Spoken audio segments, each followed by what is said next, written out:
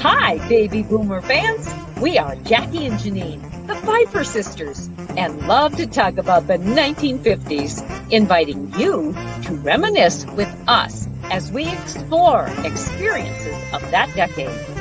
We chronicled the distinct memories of our childhood in our book, While the Windmill Watched, a slice of rural America in the 1950s, which takes you on a notably historic journey through that often forgotten decade. We also want to hear about your experiences during the 1950s.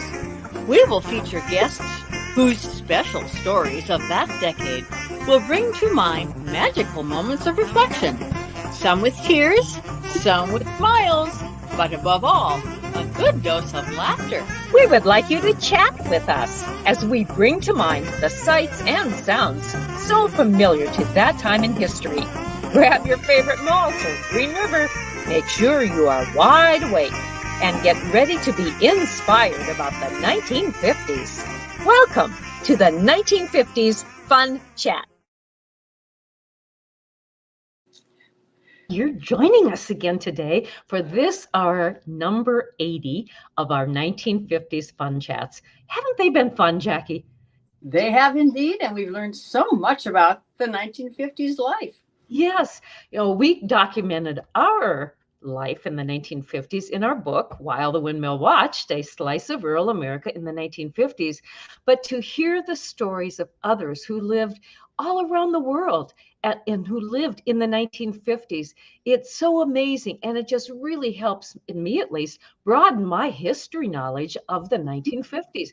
And what better than to hear it from someone who actually lived during that time rather than read it in a history book. At least that's what I think anyway. And today is no different with the guests we have. Here we're nearing the end of March when this broadcast is streaming to you. And some of you might still be among a generous amount of snow. Some of you might be basking in the sunshine and on the sand. And some of you might be saying, oh, welcome spring. So Jackie, here we go with another guest. Can you lead us into that, please? You bet. Viewers, please peruse your screen and note in the bottom, you'll see a purple banner that is moving across the bottom, and on it has our website, www.whilethewindmillwatch.com. So we invite you to go there, and there you will find a list of the vendors who carry the book, about the authors, about the book, about the events where we appear, and about this 1950s Fun Chat. Now, Janine said this is number 80. So if you are so moved, you may look at 79 and all the way back to the first one. Each one, of course, is a unique recording. Now, look in the upper right-hand corner. You'll see a beautiful North Dakota sunset that wraps around our book, While the Windmill Watched, a slice of rural America in the 1950s. And at the lower right-hand corner, you'll see a little white spot. And maybe you can't read it too well, but this is what it says. It indicates that our book has won the 2022 National Independent Press Award in Regional Nonfiction category as a distinguished favorite. Now, that was in 2022, last year. The preceding year, 21, April 21 is when the book was published. So we are very happy to let you know that this book is a mover and a shaker. So let's go on to introduce our next guest. His name is Ken Roosa.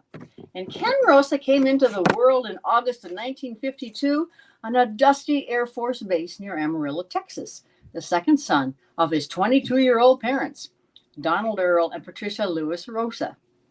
Ken is married to Helen Davis Roosa, his lovely wife of 36 years.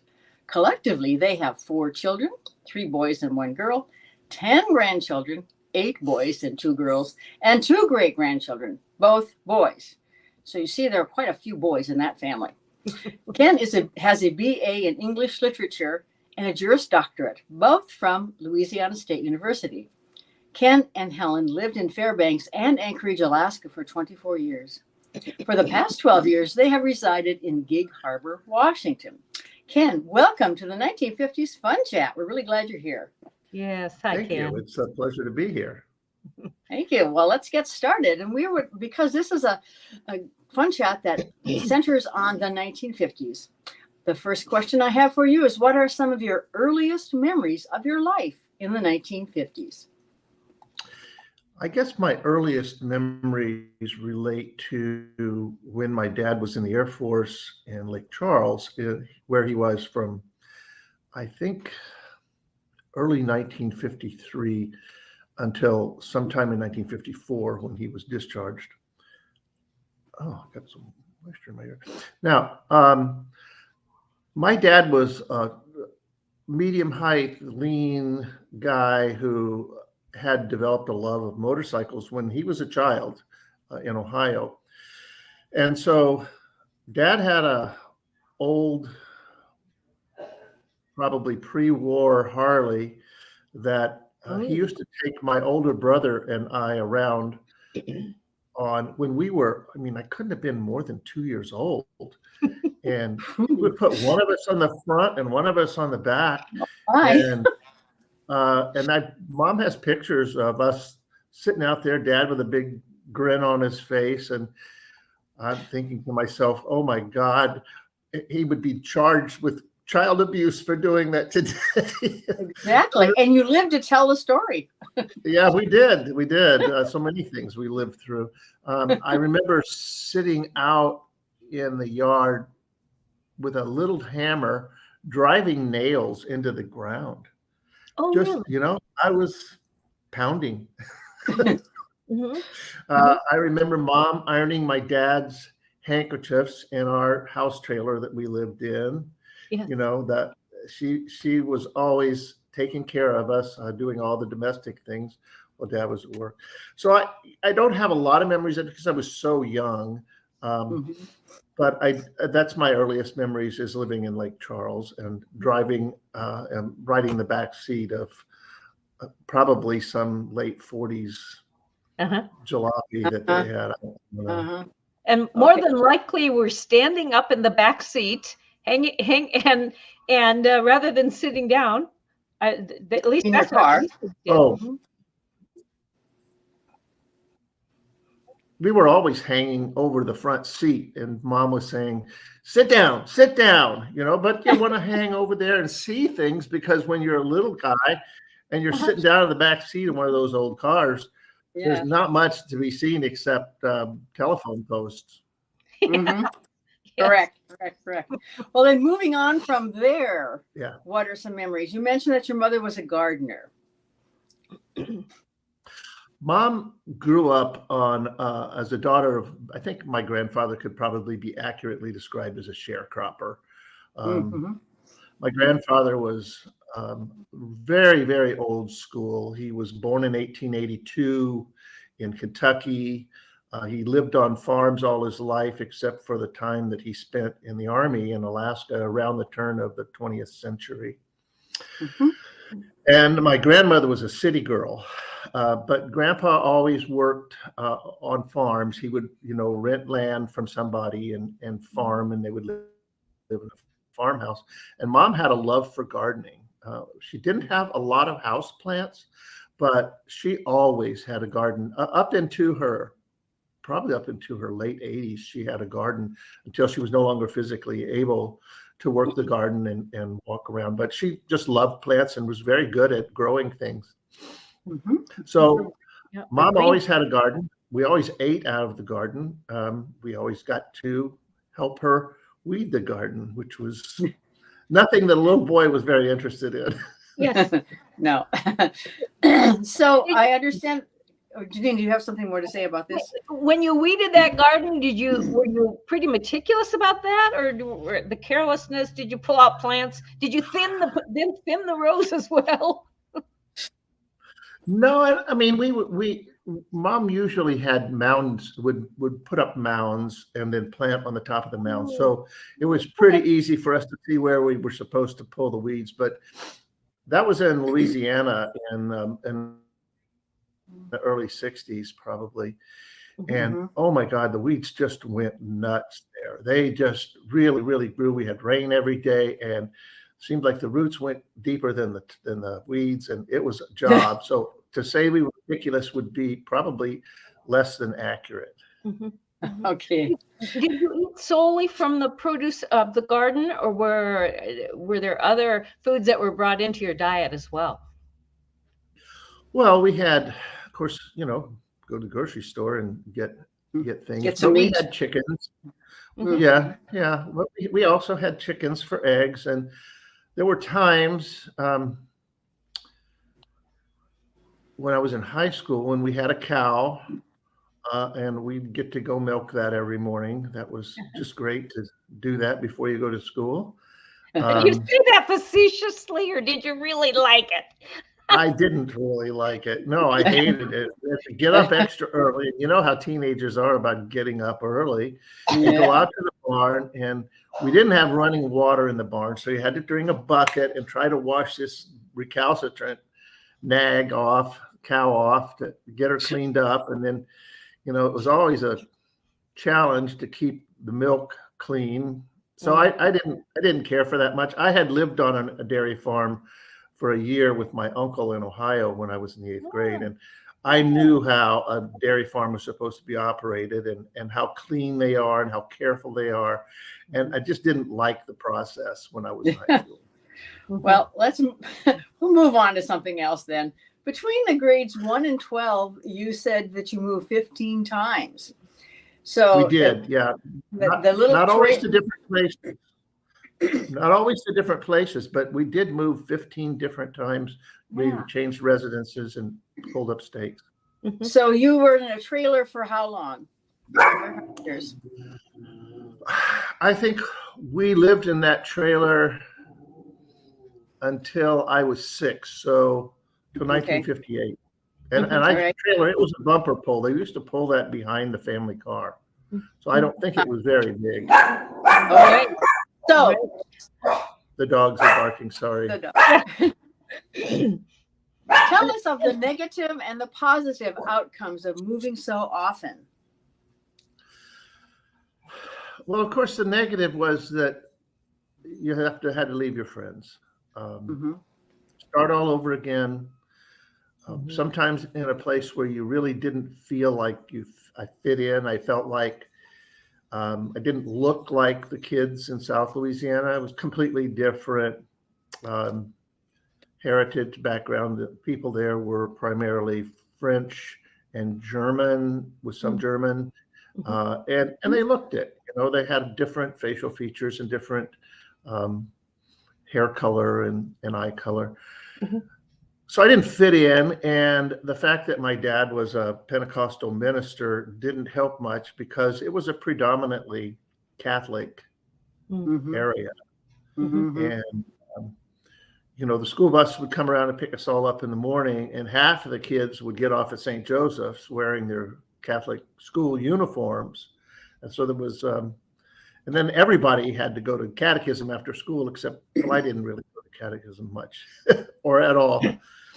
So I felt left out a lot of times, but I did make friends, and I think it made me stronger and resilient. The challenge of surviving and trying to thrive in different environments was overall, it probably made me stronger. I don't recommend it to anyone, and I tried to avoid that for my own children as they were growing up. We really wanted to have a stable home.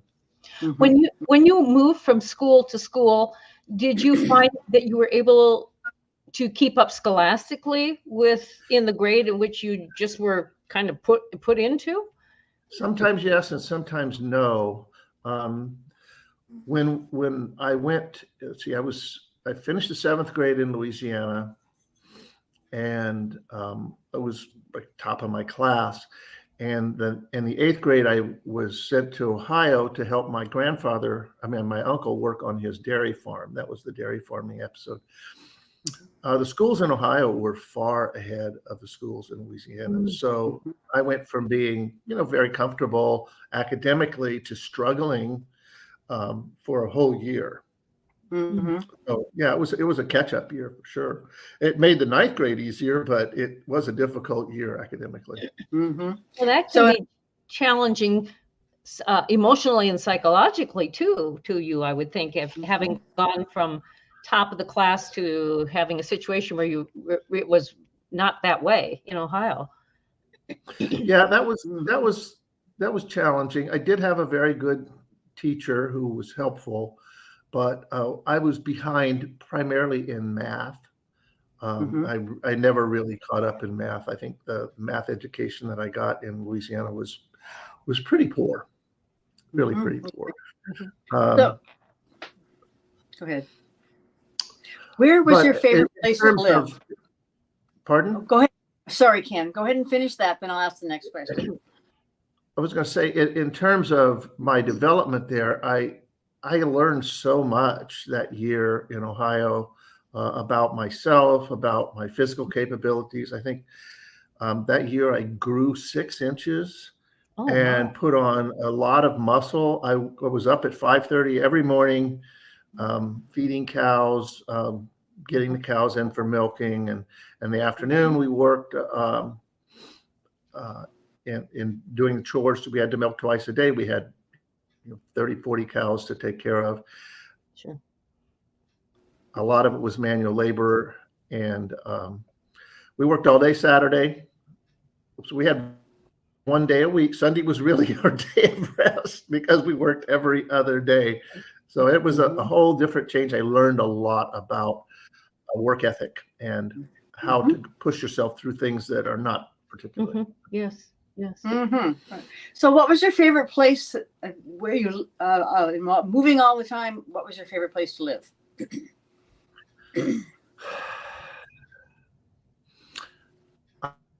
I think I liked living in the 5th grade. We lived in a place near Morrow, Ohio. It was a little tiny community, and it was just almost idyllic. It seemed to me. We were all packed in a little house. There were 6 kids and mom and dad, but we seemed to be pretty comfortable financially, and maybe I was wrong, but it seemed like it to me. I had friends, and we would get together on the weekends. I had a paper route, and I would get a roll of grit newspapers. Sure. I don't know if you remember those. Oh, yeah. Every week, I'd get 20 grit newspapers, and I would trudge from house to house. Some people had bought, I had some people who bought every week, and always had some that I had to try to peddle. And I'd sell them for a dime, and I'd get a nickel. So I could make $1 a week, which was, that was 20 candy bars if you were counting it that way back in the day. Nickel candy bars in that era. Nickel candy bars, yeah, 6-cent Cokes. I remember Coke machines where you put a nickel and a penny in and get a Coke out. Oh, okay. Hey, Ken, tell us more about the Grit newspaper. Who published it? What was in it? Why would people want to subscribe?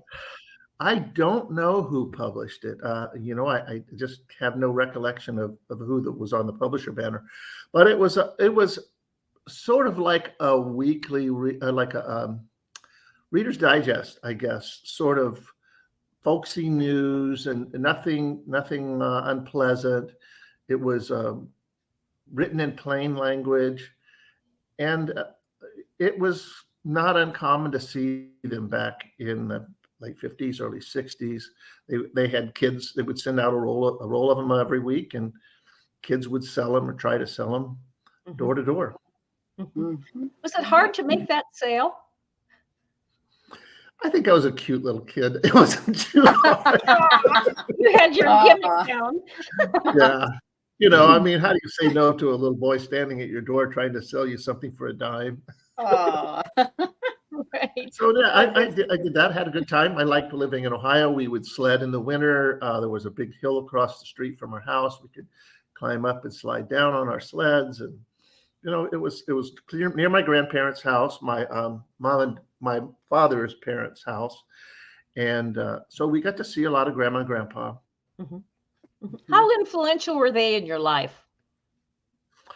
I wouldn't say particularly influential. My grandfather was a very kind, soft-spoken fellow. My grandmother sort of ruled the roost, and he did everything for Lorraine. Whatever she wanted. They'd go out to shop for a car, and she would pick the car by color. So it was all for grandma, you know. Oh, Nice. I just really loved her.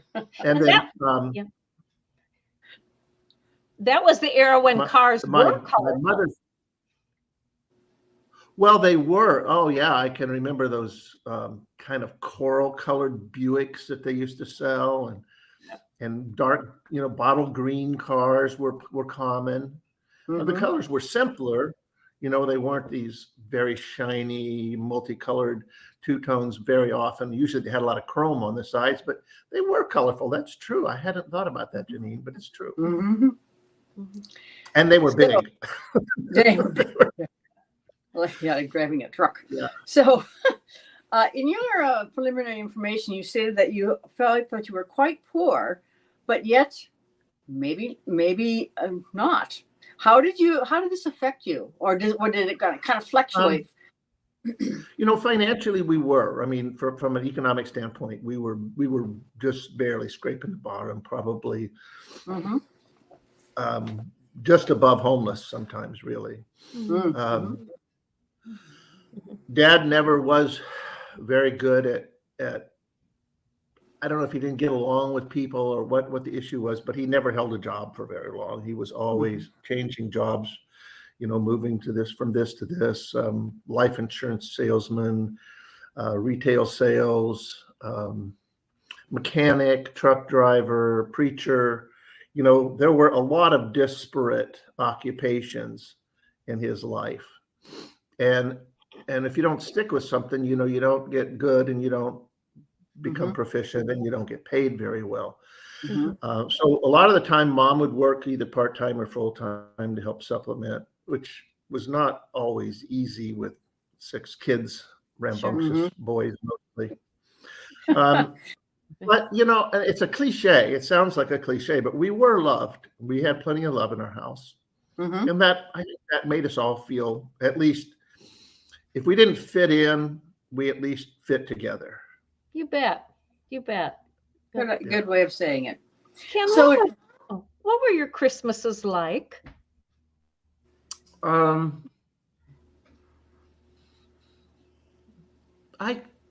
were magical. As I probably haven't said yet, my dad was a very religious person, and still is. My mother as well. So it was kind of church centered. My eyes are watering this morning.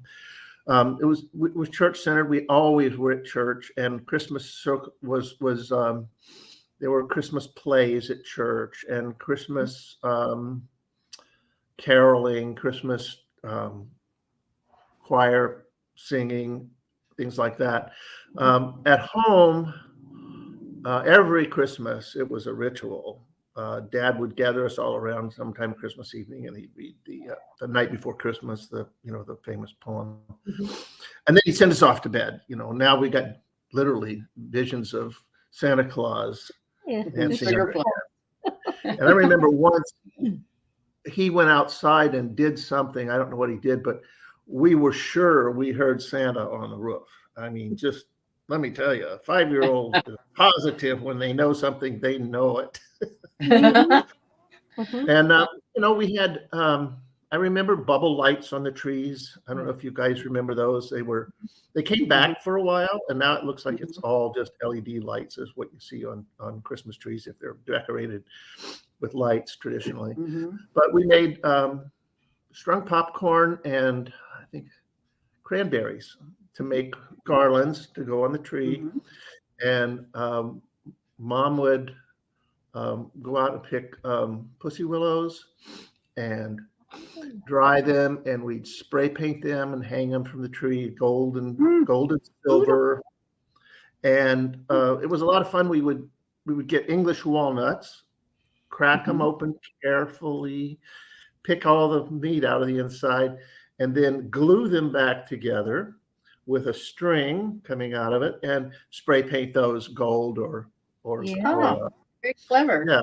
And they made cute little ornaments. So a lot of the ornaments we had on our tree were homemade. Sure. Have you passed that tradition on to your grandchildren or great grandchildren? We haven't. No. They might Now like it. Helen pretty much decorates. They might Now like Helen pretty much decorates the Christmas tree, and she's not enthralled with my rustic sense of decorating. Knowing Helen, it's probably very gorgeous, your tree. When she You know, does there's one something, thing it's very artistic. Yeah. What about the pickle? Did you have a pickle ornament? Pickle? Yes. No, I've never heard of it. No. Oh. Well, I know we had one, but I don't remember the meaning of it. What was the meaning of that? It was a glass ornament, looked like yes. a pickle, Okay. right? Uh-huh. Right. Looked like a dill pickle. Yes. Okay. What's the meaning? No, I never saw a don't know. pickle ornament. Oh, No, never did. was that a 1950s tradition in our house? Are you asking me to You do? think it was a regional tradition? Yes. Yeah. Oh, regional? Maybe so. I don't know. Mm-hmm. Well, Anyway. we were German, the old pickle came along with us. I mean, our pickle tradition is we make pickles these days, can them and consume them. Yeah. So because of your, excuse me, go ahead. Were you ever into placing icicles on the tree or not? Oh yeah, that was so fun. I forgot about You that. liked it? Oh, I love throwing those ice. Now, are you talking about the foil icicles or The ones that we would throw those on the tree? It was the last thing that we would do. Oh, well, in our And house, make we an put them on elephant. one at a time. Yeah, we didn't throw them, although I sure wanted to. Oh, they were so tedious. It was funny. You could tell my sister, Rebecca, she would very carefully place them on one at a time, Yeah, good for her. And the older boys, we just, we would do the top branches. And then my brother Philip, he was kind of a burly guy, and he would, he was a twin of Rebecca's twin. He would toss but I'd forgotten the icicles. That's so fun. And of course it made such a mess. Yes. And then did you have to remove them from the tree and save them for next year? I think we did. Yeah. Yeah. We would try to save as many as we could. There were always a few still left on the tree when we hauled it out the door. But yeah, we saved them. We put everything away. And my parents, as yours were, children of the Depression. And nothing was wasted. Right. Turn off that light, shut off the water, eat your food. These were all drilled into us. There was no wastage or leaving a glass of milk half consumed. Yes. That didn't happen. Right. And what about clothing? Was clothing passed from the older child down to the next? Yes. And when we were in Louisiana, my mother met this old guy who had been a tailor at one point in his life. And he showed her a way of patching the knees in blue jeans. Of course, that's what goes out in blue jeans with little boys, right? Crawling around in the dirt all the time. Yeah. And he showed her how to cut out the knee like a little rectangle, cut the hole out, and then sew a patch in. So we all had windows in our blue jeans. And we really didn't. I mean, I realize it was important now. It was necessary, but I just hated wearing those blue jeans. Nobody else had windows in their blue jeans. Did you ever take a pen and color those windows?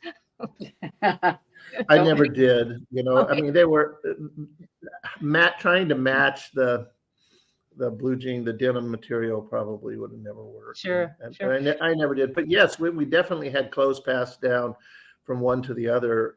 Even, if Robert wore a pair of pants one year in school, Mom would piece them back together over the summer, and then that would be what I got to wear. You usually got one pair or two pair of jeans each year and as we started school.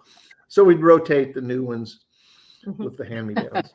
Did she darn socks also? She darned socks. She made quilts.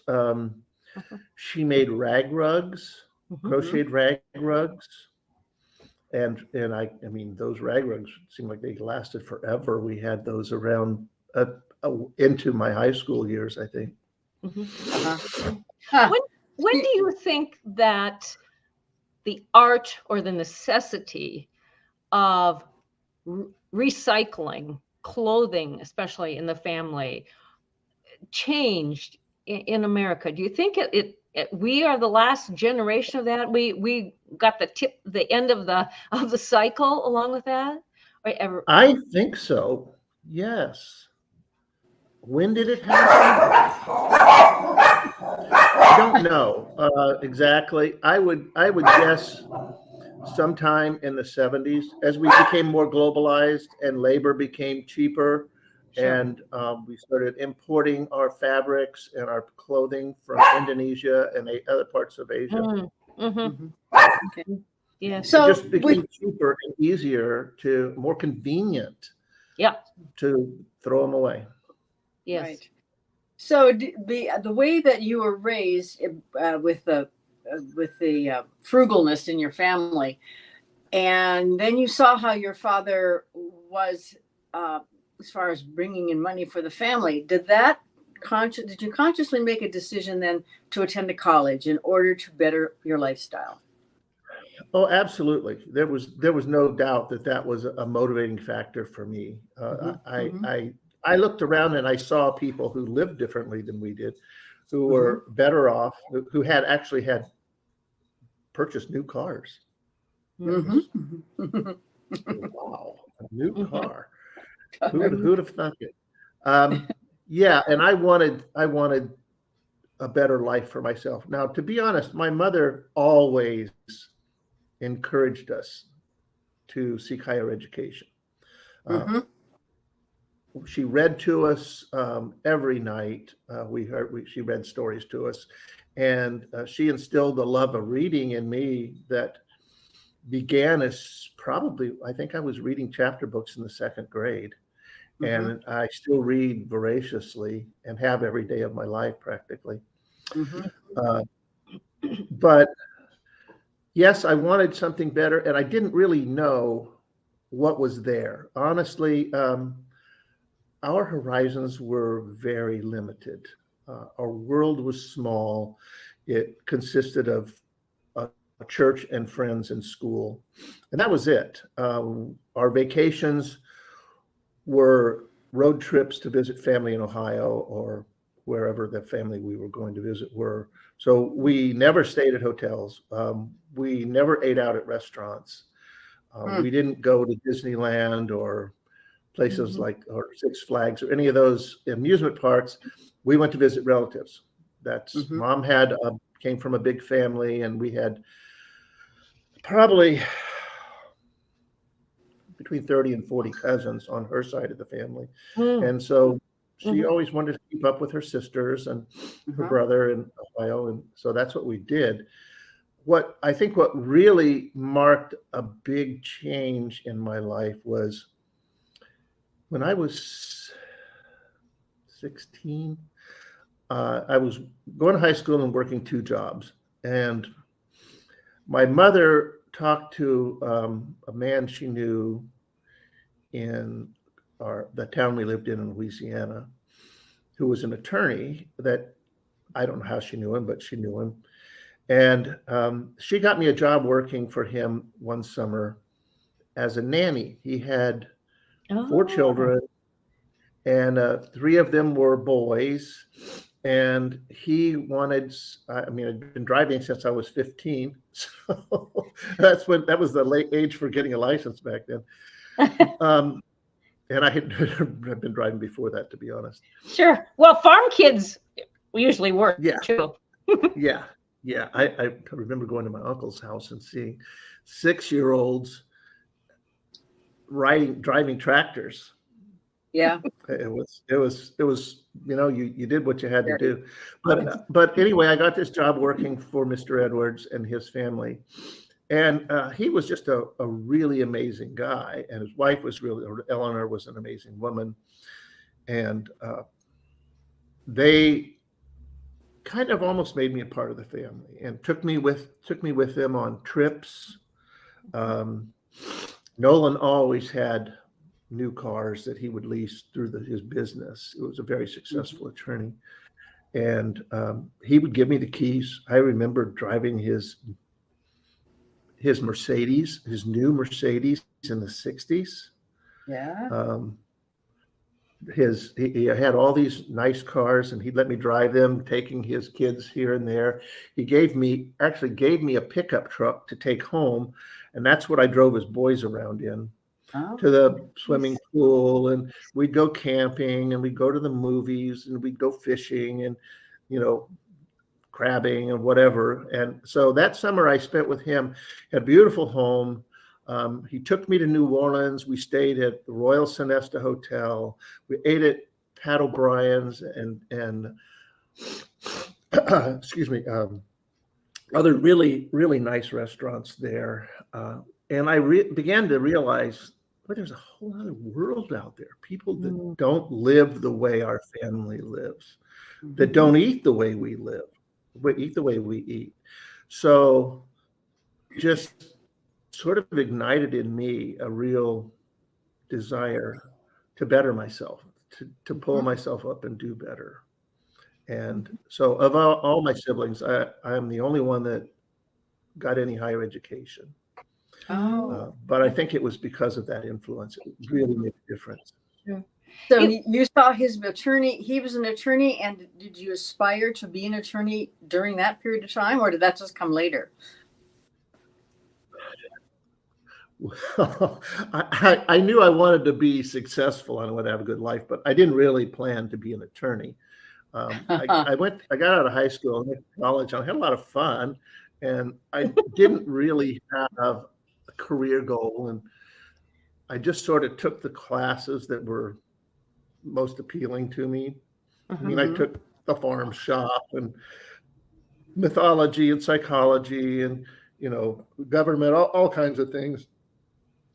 And by the time I got to my junior year, I had more classes in English than anything else. So I just got a degree in English. I had to have majored in something. As I got into my senior year, I started thinking that, this joyride is going to be over pretty soon, and I'm going to have to get a job. And I couldn't figure out what I could do with a bachelor's degree in English literature. There was really not much. So I thought, well, I'm just going to go to law school. Might as well. And I had a couple of my professors suggested I think about it, or instructors, whatever they were. And so I did, and I just continued on at the same place and went to law school.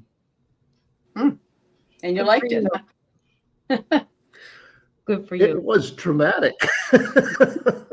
Well, so were there grants or scholarships that you were able to find? Yes. I graduated law school with a total student debt of $1,800. The rest of it was all grants and scholarships that I paid for it with. Wonderful. Good for you to have that realization in life that you could be more than what you were at the time. Yes. And honestly, I think that my parents have mixed feelings about the result of my getting an education, because I moved away.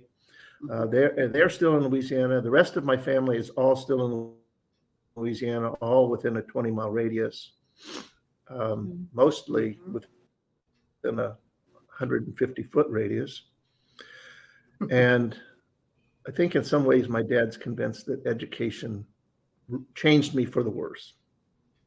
Because his world is still circumscribed by those same limitations. Okay. So go ahead, Janine. Situations are put into our lives that we can't control. And and you have to learn to get along with that, or put it behind you too, because you're moving forward. Yes. So were you in Did you serve any time in any armed services? I did. When Okay. I graduated from law school in 1977, and that was the years of stagflation. There was no growth except inflation. Interest rates were high. Business was slow, and there were very few jobs available. I was, as I neared my last semester in law school, I realized I didn't really have any job prospects. I didn't have any contacts that would get me a clerkship with a federal judge or even a state court judge. And Baton Rouge was already way oversaturated. That's where LSU is, was way oversaturated with lawyers. Everybody wanted to stay because it was a fun city, but there was no opportunity there. So recruiters came around for the Coast Guard and the Army Judge Advocate General Corps. And I missed the Coast Guard interview, or I might have been in the Coast Guard. But I did interview with the Army and accepted a direct commission into the Army as a captain. Oh my. So I served 6 years in the Army as a judge advocate officer. And that was how I was transferred to Alaska. That was my third duty station was Alaska. Okay. Did you enjoy that time in Alaska? And it turned out to be fortuitous. I did. I loved Alaska. I loved the outdoors. I was a big fisherman, not so much a hunter, but I loved being on the water and I loved catching fish. And I think the first year I was there, I caught a 60-pound king salmon, and I was hooked. It was something the only salmon I had ever had was pink salmon out of a can that was mixed with crackers and eggs and fried in patties. That was it. I didn't know that salmon was actually a meat. Yes. Yeah. And in that canned salmon, there were some bones that were in there. They were cooked. Yeah, they were so tender you could just eat. They pressure cooked it, Sure. And when my mother and father came to visit us in Alaska in the 80s,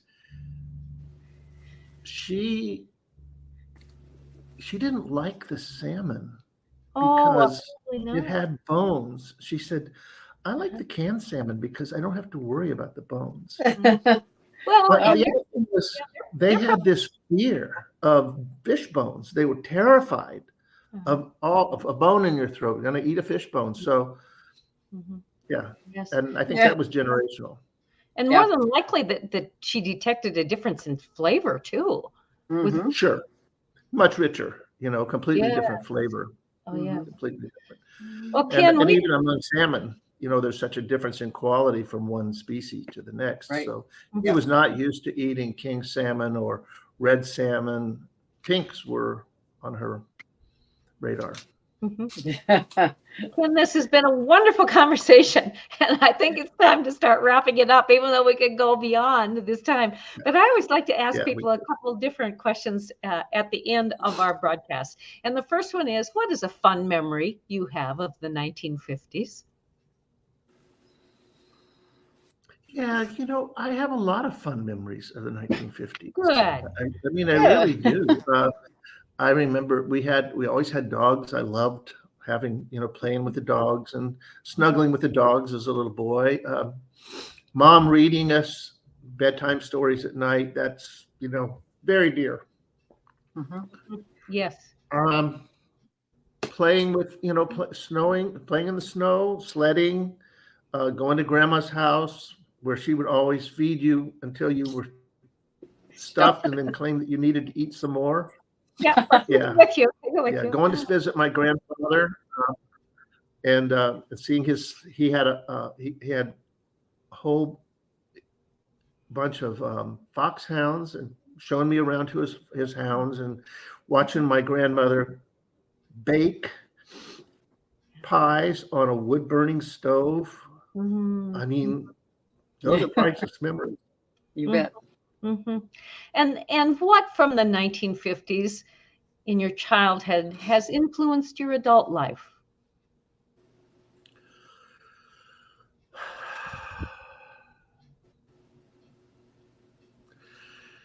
Well, there's so many influences, it's hard to just pick one. I would say my mother was probably the biggest influence on me. Mhm.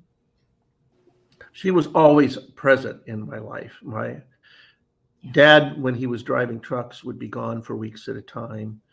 And he was always the disciplinarian in the family. So it was really nice when dad was gone and, get away with things with mom around.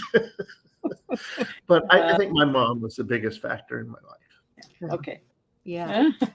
Viewers, we've been visiting with Ken Roosa from Gig Harbor, Washington, a wonderful, kind, and loving man who pulled himself up by the bootstraps, you might say, from his life in childhood in the 1950s to become someone who he wanted to become after realizing that there was more to life than what he was being presented with in his childhood. But not only that how much his childhood influenced him into his adulthood. And there's those mothers, mom, they're great ones. They're great ones to just give us that boost in life and really always to be there, even in our adulthood. Yeah. But thank you, Ken. Yeah. This has been wonderful to visit with you.